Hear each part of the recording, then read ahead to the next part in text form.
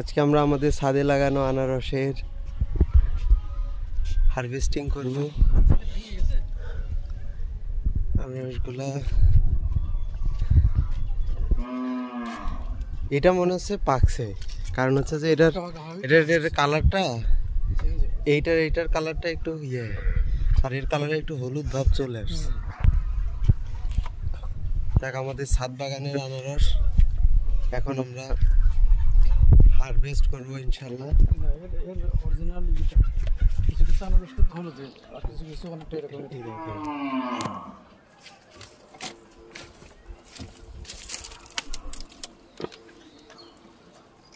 কোনতে কাটতে হয় তা তো জানি না।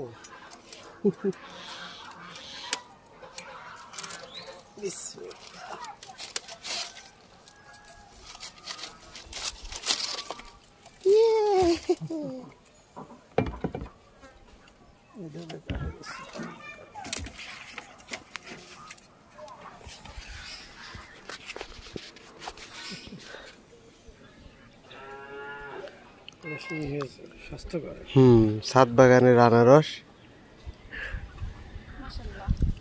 মাশাআল্লাহ।